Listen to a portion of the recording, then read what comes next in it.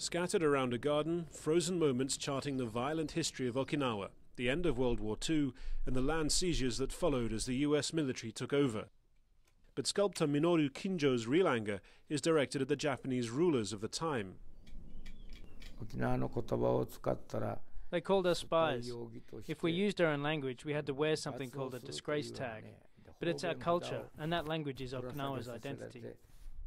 The United States formally handed Okinawa back to Japan in 1972, but even now a fifth of the main island is occupied by US bases. Private family tombs cut off behind military fences serve as reminders of what was lost. Many Okinawans put the responsibility for this loss of land not just on the US military, but also on Japan. Some feel the time has now come to break ties with both Washington and Tokyo. Masaki Tomochi leads a movement of academics and activists charting a route, via a referendum, to independence for Okinawa. A 2011 poll suggested 20% of Okinawans wanted either greater autonomy or independence, but Tomochi says support has grown since. 2-3 years ago, independence was like big dream or unrealistic dream, but now it's getting realistic and realistic.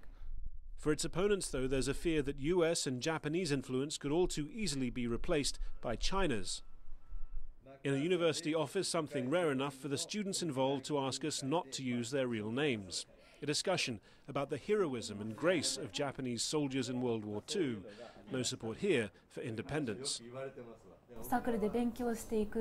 Since joining this group, I've realized you have to think about Japan's national security, and it's evident that Okinawa is geographically very important.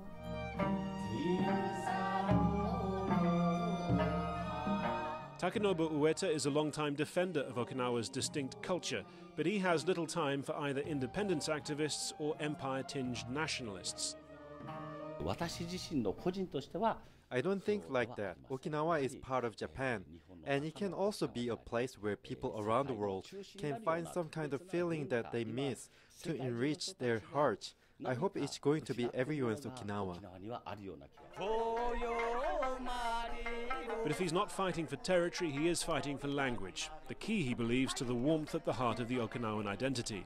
That, he says, is what needs to be revived and passed on so that the next generation can truly call themselves Okinawan. Good job! Harry Fawcett, Al Jazeera, Okinawa, Japan.